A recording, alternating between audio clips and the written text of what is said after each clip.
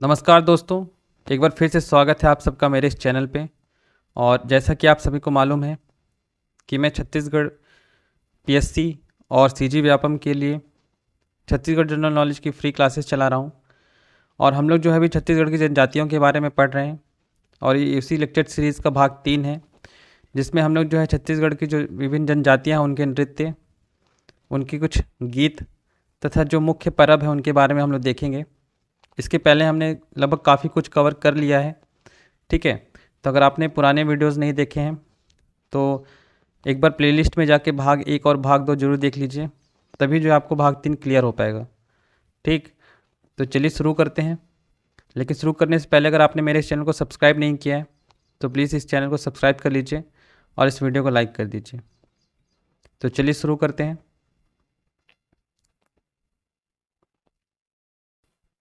तो सबसे पहले बात करते हैं हम लोग छत्तीसगढ़ के जो जनजातीय नृत्य हैं उनके बारे में, ठीक है। तो इसमें जो सबसे कुछ प्रमुख है इनके बारे में हम लोग बात करेंगे। तो देखिए, पहला जो है मांदरी नृत्य, ठीक है। मांदरी नृत्य जो होता है ये मोड़िया जनजाति के द्वारा किया जाता है, ठीक है।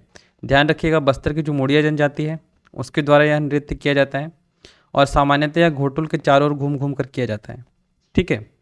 अब इसमें देखिए इंपॉर्टेंट चीज़ क्या है, इसमें इंपॉर्टेंट क्या है कि इस नृत्य में जो है नर्तक गायन नहीं करते हैं, ठीक है। केवल नृत्य किया जाता है, ठीक है। मतलब कि इसमें जो नर्तक होते हैं वे गायन नहीं करते, मतलब कोई गीत नहीं गाते, केवल नृत्य जो मतलब नाच किया जाता है, ठीक है। चलिए दूसरा देखते हैं काकसार या काकसार। देखिए काकसार जो है ये भी मुड़िया जनजाति के द्वारा किया जाता है, ठीक है। और इसे किया क्यों जाता है, तो घोटुल के जो युवा गृह होते हैं, मतलब जो घोटुल या फिर जो युवा गृह है उसके एक देवता हैं लिंगोपेन, ठीक है। इनके देवता कौन है, लिंगोपेन। तो इनकी आराधना के लिए जो है ये जो नृत्य किया जाता है, ठीक है।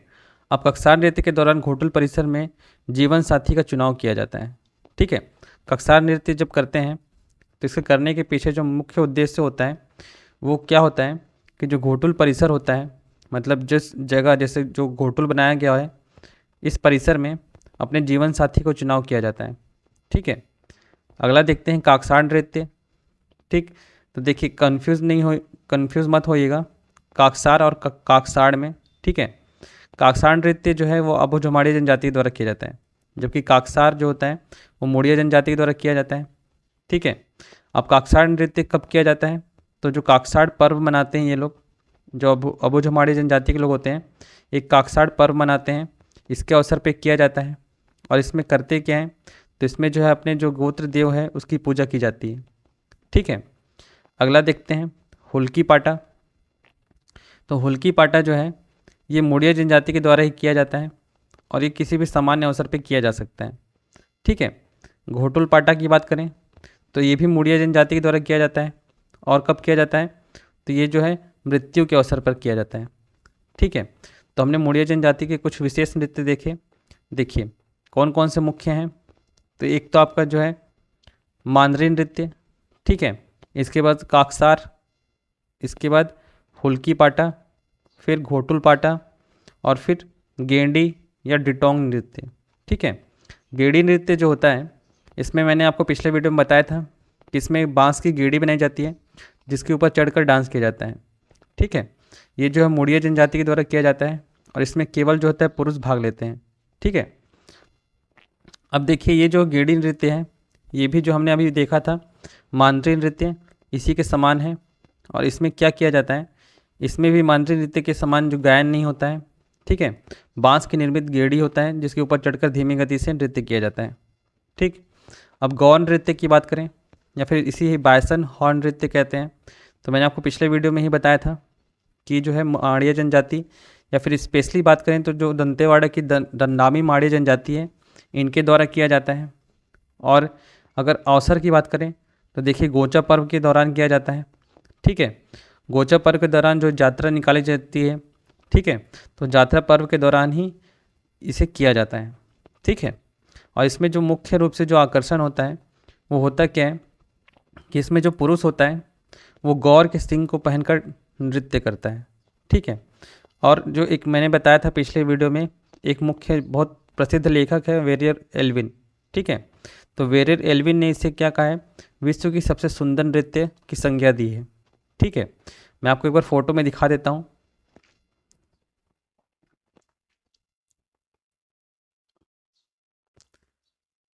तो ये जो आप देख रहे हैं, ठीक है, इसमें देखिए जो मेल है इसने क्या किया है, इसने एक बासन का मतलब या फिर जो होता है भैंस, इसका जो है हॉर्न या फिर सींग को जो है पहन रखा है। ठीक है, तो यही जो है बासन हॉर्न नृत्य है। ठीक है, आप देख रहे हैं यहाँ पे। चलिए आगे देखते हैं।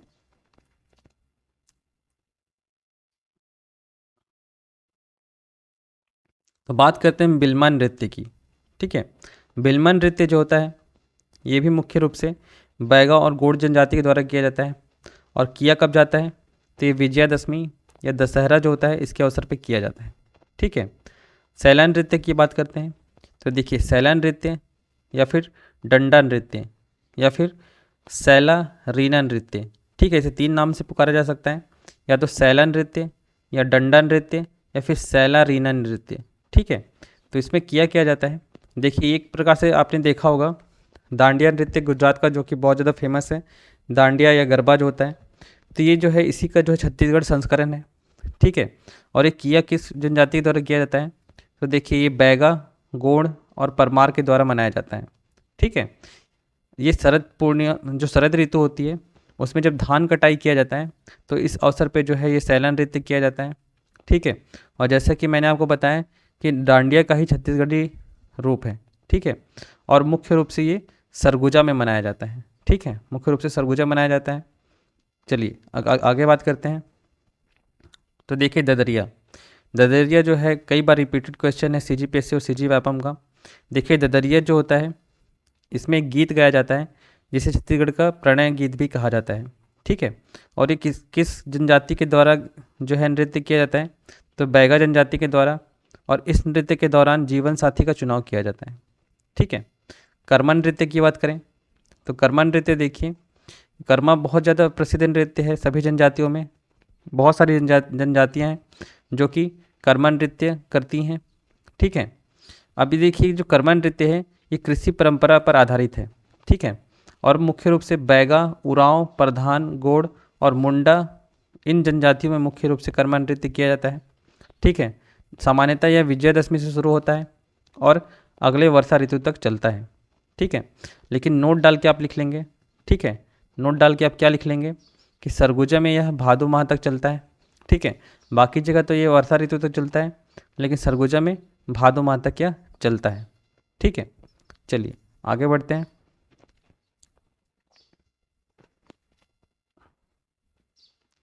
देखिए कर्मा नृत्य की ही बात करते हैं। तो जो कर्मा नृत्य जो होता है यह कर्म देवता को प्रसन्न करने के लिए किया जाता है। ठीक है, और इसमें जो है मुख्य रूप से जो इंस्ट्रूमेंट या फिर जो वाद्य यंत्र प्रयोग होते हैं उनमें कुछ हैं मांदर। ठीक है, मांदर आपने देखा होगा कुछ इस प्रकार से होता है। ठीक है, यहाँ पे रस्सी लगी होती है जिसे गले में पहन के डांस किया जाता है, और इस साइड मतलब ये प्रकार से ढोलक के प्रकार का होता है।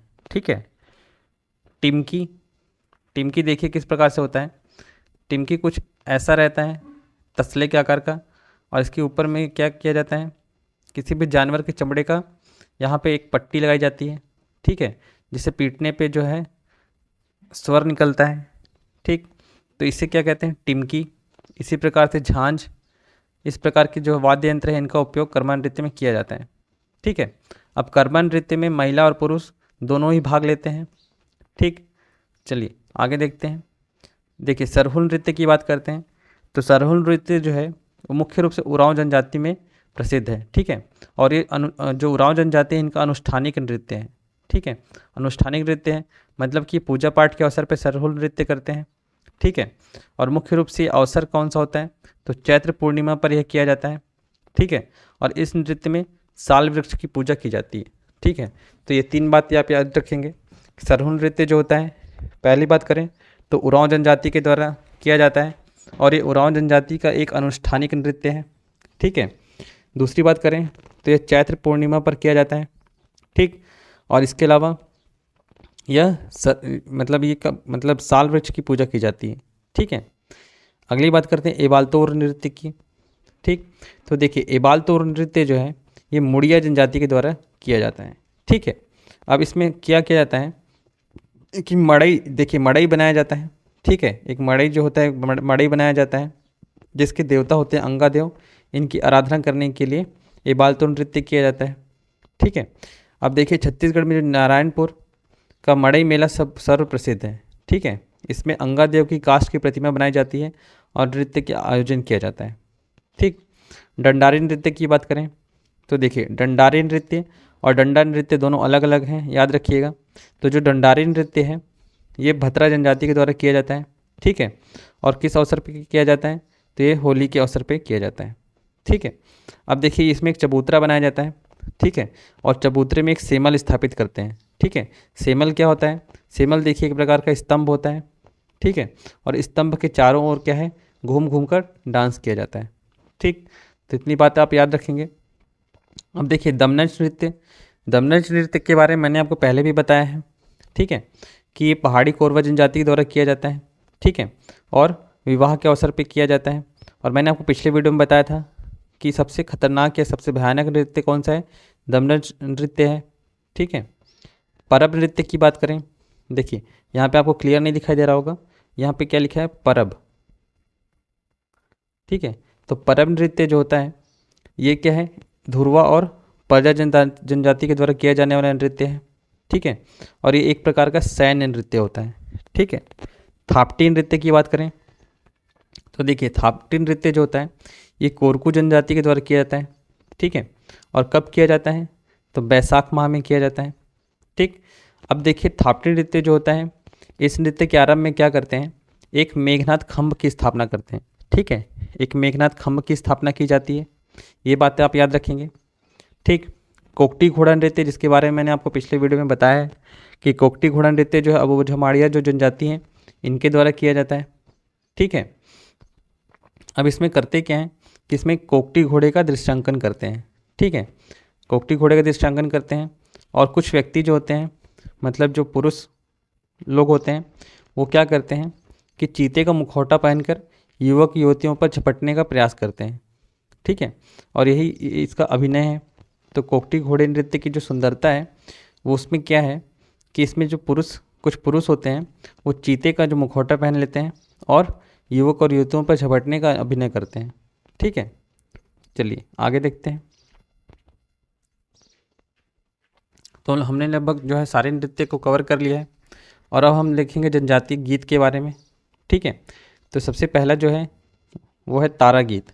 ठीक है, तारा गीत जो है ये नव युवतियों द्वारा नई फसल आने पर गाया जाता है। ठीक है, इसी प्रकार से छेरता गीत की बात करें तो आप में से सभी को लगभग मालूम होगा, छेरता जो होता है छेरछेरा के नाम से भी इसे जाना जाता है।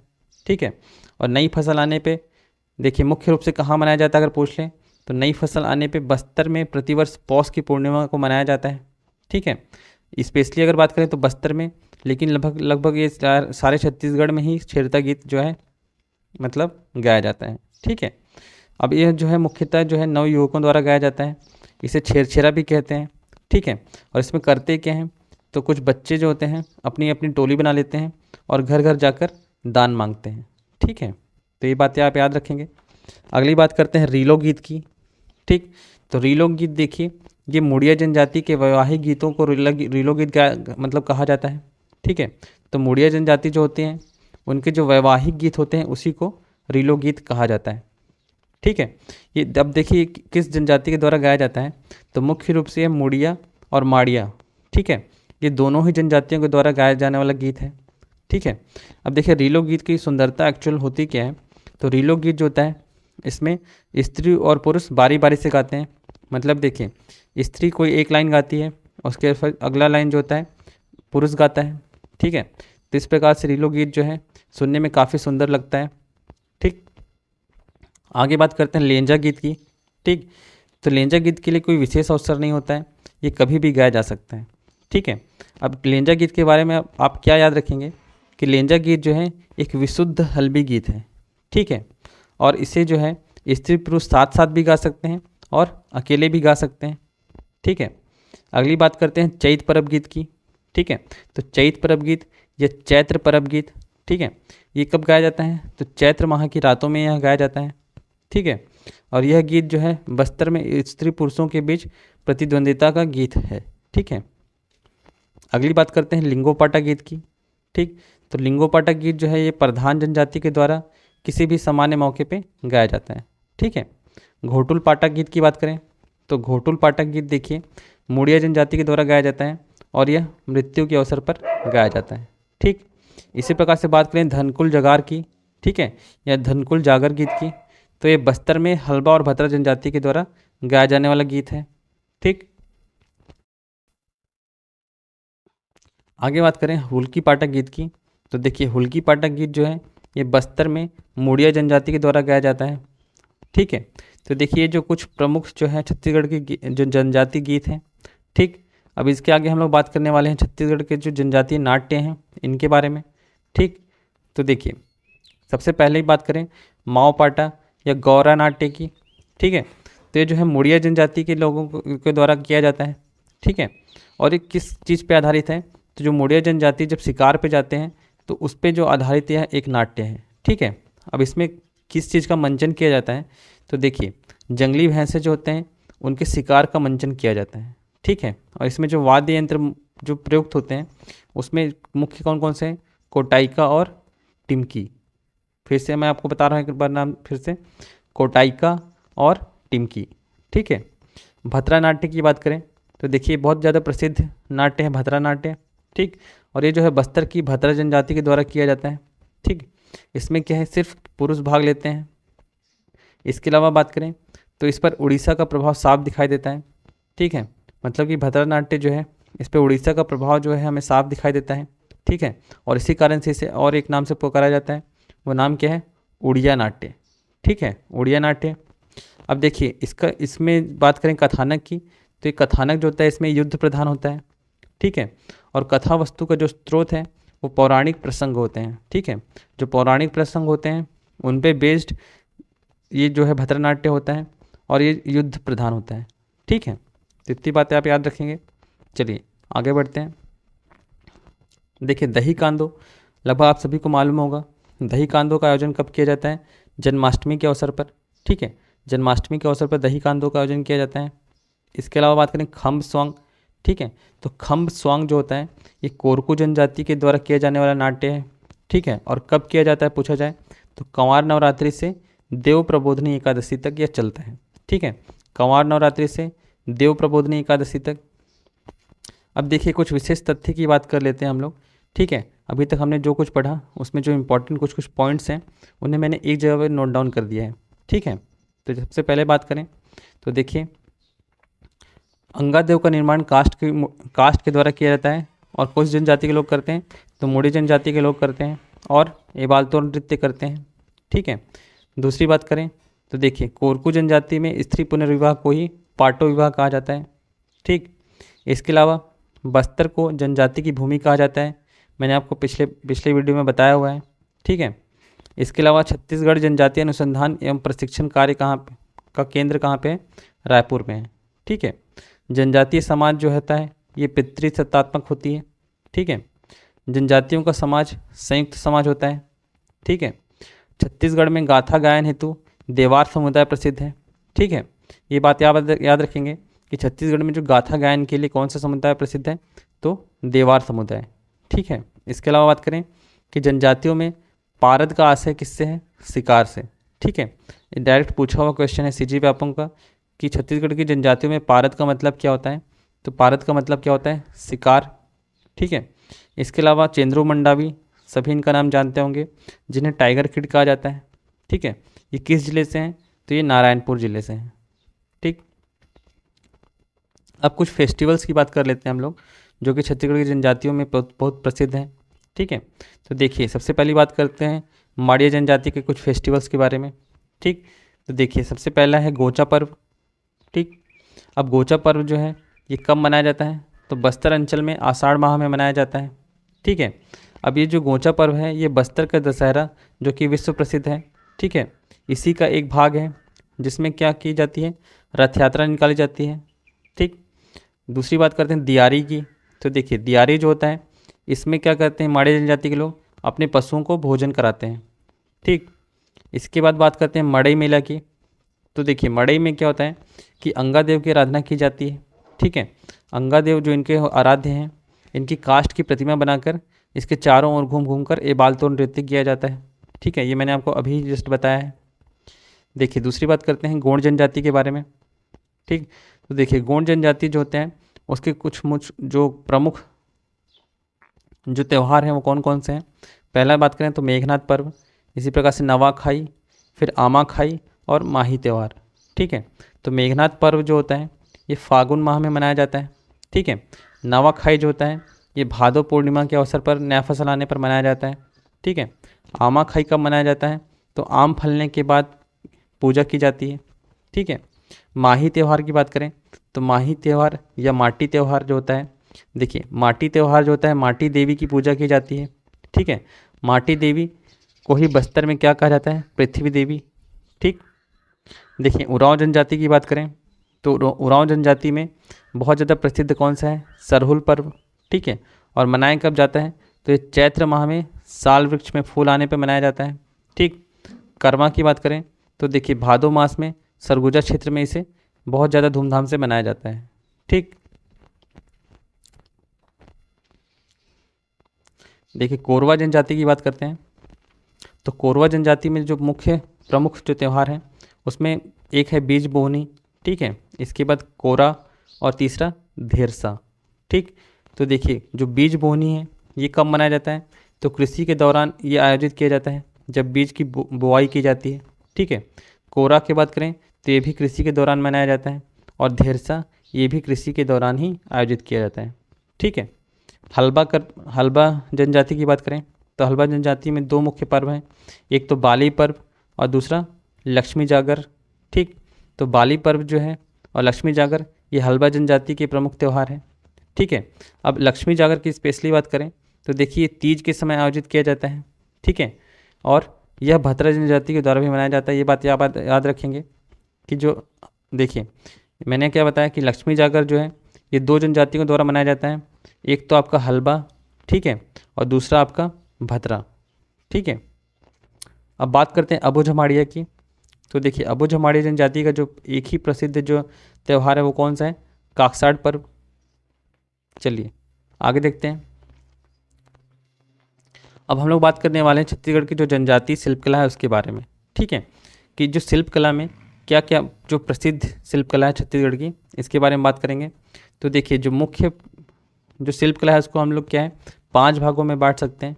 ठीक, सबसे पहली बात मिट्टी से जो बनाया जाता है, ठीक है, इसे क्या कहते हैं, मिट्टी शिल्पकला। ठीक, इसी प्रकार से धातुओं से बनाया जाने वाला धातु शिल्पकला, फिर बांस से बनाया जाने वाला बांस शिल्पकला। ठीक है, लकड़ी से बनाया जाने वाला काष्ठ शिल्पकला। ठीक, और फिर छिंद के पत्ते की शिल्पकला। ठीक है, तो इस 5 प्रकार से इस प्रकार से जो है विभाजित किया गया है। तो मिट्टी शिल्पकला जो है इसी को रजवार भित्ति शिल्पकला भी कहते हैं। ठीक है, मिट्टी शिल्पकला जो है इसी को रजवार भित्ति शिल्पकला भी कहते हैं। अब देखिए इसमें किया जाता है तो घरों के दीवार पर विभिन्न प्रकार के चित्रों का निरूपण किया जाता है। ठीक है, जो घर होते हैं इनकी दीवारों पे मतलब जो मिट्टी की दीवारें होती हैं उसी पे विभिन्न प्रकार के चित्रों का निरूपण किया जाता है। ठीक है, तो इसके जो प्रमुख शिल्पकार जो कि प्रसिद्ध शिल्पकार हैं इसमें एक तो हैं छित्रूराम। ठीक है, इसके बाद देवनाथ। ठीक है, और ये जो हैं सरगुजा क्षेत्र से हैं और सरगुजा क्षेत्र में जो है रजावरी भित्ति शिल्पकला बहुत प्रसिद्ध है। ठीक, इसके अलावा बात करते हैं धातु शिल्पकला की। तो देखिए धातु में भी अलग अलग धातुओं के आधार पे जो धातु शिल्पकला है उसे विभाजित किया गया है। ठीक है, तो देखिए इसमें 3 मुख्य रूप से आते हैं, एक तो आपका घड़वा, दूसरा ढोकरा और तीसरा लोहा। ठीक है, अब घड़वा किस आधार पे है, जो कांस धातु से जो निर्मित शिल्पकला है उसे घड़वा कहते हैं। ठीक है, इस प्रकार से ढोकरा की बात करें तो जो पीतल से जो निर्मित होता है उसे क्या कहते हैं, ढोकरा शिल्पकला। और लोहा तो आप सभी को मालूम होगा। ठीक है, तो देखिए कांस धातु से जो घड़वा शिल्पकला है ये मुख्य रूप से कहाँ फेमस है, बस्तर में। ठीक है, इसे ही रायगढ़ में क्या कहते हैं, झारा, और सरगुजा में इसी को क्या नाम से पुकारा जाता है, मलार। ठीक है, तो जो कांस्य धातु शिल्पकला है ये देखिए छत्तीसगढ़ में 3 नामों से जानी जाती है। बस्तर में इसे घड़वा कहते हैं। ठीक है, रायगढ़ में बात करें तो झारा कहते हैं और सरगुजा में बात करें तो मलार कहते हैं। ठीक है। ढोकरा शिल्पकला की बात करें तो देखिए ये पीतल जो धातु है उससे जो है वर्क किया जाता है इसमें, ठीक है। और पीतल को ही क्या कहते हैं, एक बेल धातु भी कहा जाता है, ठीक है। अब इसके जो प्रमुख जो मुख्य जो शिल्पकार हैं वो कौन कौन हैं, तो एक है जयदेव बघेल और दूसरा मानिक राम घड़वा। ये दोनों ही कहाँ से हैं, बस्तर से हैं, मैंने आपको पिछले वीडियो में बताया था, ठीक है। अब देखिए बांस शिल्पकला जो है, तो बांस शिल्पकला में क्या किया जाता है, बर्तन और टुकनी वगैरह बनाया जाता है, ठीक है। अब कौन सी जनजाति के लोग जो है बांस शिल्पकला के लिए प्रसिद्ध हैं, तो देखिए एक तो है आपका कमार, ठीक है, उसके बाद कंडरा, इसके बाद धनवार और बिरहोर। तो ये जो 4 जनजाति हैं ये बांस शिल्पकला का कार्य करती हैं, ठीक। काष्ठ शिल्पकला की बात करें तो काष्ठ शिल्पकला में लकड़ी से जो है शिल्पकला की जाती है, लकड़ी पर। तो इसमें जो है मुख्य रूप से बंजारा समुदाय के लोग जो हैं कार्य करते हैं, ठीक है। इसी को कौड़ी शिल्पकला भी कहा जाता है, ठीक। अब छिंद पत्ते की शिल्पकला की बात करें तो मैंने आपको पिछले वीडियो में बताया था कि शिकारी जनजाति के लोग जो होते हैं वो छिंद पत्ते की शिल्पकला करते हैं, ठीक है, जिनमें चटाइयाँ झाड़ू वगैरह बनाई जाती हैं, ठीक। तो इतनी बातें हमने कर ली। अब देखिए घड़वा शिल्पकला की बात करें तो देखिए घड़वा शिल्पकला मैंने आपको अभी भी बताया था कि जो घड़वा शिल्पकला है ये मुख्य रूप से कहाँ फेमस है, बस्तर में, ठीक है। और बस्तर में भी स्पेशली बात करें तो कोंडा गांव में, ठीक है। अब इसमें किया जाता है तो भ्रष्ट मोम पद्धति का उपयोग किया जाता है और कांस की मूर्ति का निर्माण होता है, ठीक है। मतलब मोम के सांचे बनाए जाते हैं और कांस्य की मूर्तियाँ बनाई जाती हैं, ठीक है। अब रायगढ़ के झारा और सरगुजा के मलार कांस्य शिल्पकारों से संबंधित हैं। मैंने आपको बताया था जो कांस्य शिल्पकला है इसे छत्तीसगढ़ में 3 नामों से पुकारा जाता है। बस्तर में इसे घड़वा कहते हैं, ठीक है। रायगढ़ में इसे ही झारा कहा जाता है और सरगुजा में मलार कहा जाता है, ठीक है। चलिए आगे देखते हैं ढोकरा कला के बारे में। तो देखिए ढोकरा कला जो है मुख्य रूप से कहाँ प्रसिद्ध है, कोंडा गांव में, ठीक है। और कोंडा गांव में भी स्पेशली बात करें तो जो शिल्प ग्राम है कोंडा गांव का वहाँ पे ढोकरा कला के लिए प्रसिद्ध है, ठीक है। शिल्पकार की बात करें तो देखिए जयदेव बघेल और मानिक घड़वा मुख्य रूप से जो है ढोकरा कला के लिए जाने जाते हैं, ठीक है। अब इसमें किया जाता है तो इसमें अंतिम रूप से निर्मित आकृति को पीतल धातु से ठोस स्वरूप प्रदान करते हैं, ठीक है। मतलब जैसे कोई सांचा में बना लिए इसमें सांचा, ठीक है, इसमें पीतल धातु से क्या करते हैं, इसे सॉलिड रूप प्रदान करते हैं, ठीक। आगे बात करते हैं तो देखिए जो ढोकरा कला है इसमें किस धातु का उपयोग किया जाता है, तो मैंने अभी आपको बताया था पीतल का, ठीक है।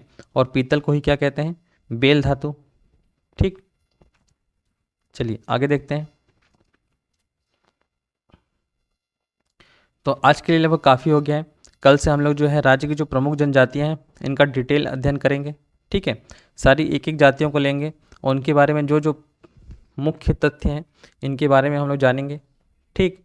तो तब तक के लिए धन्यवाद। अपना और अपने परिवार का ख्याल रखिए, सुरक्षित रहिए। Thank you very much, have a great day.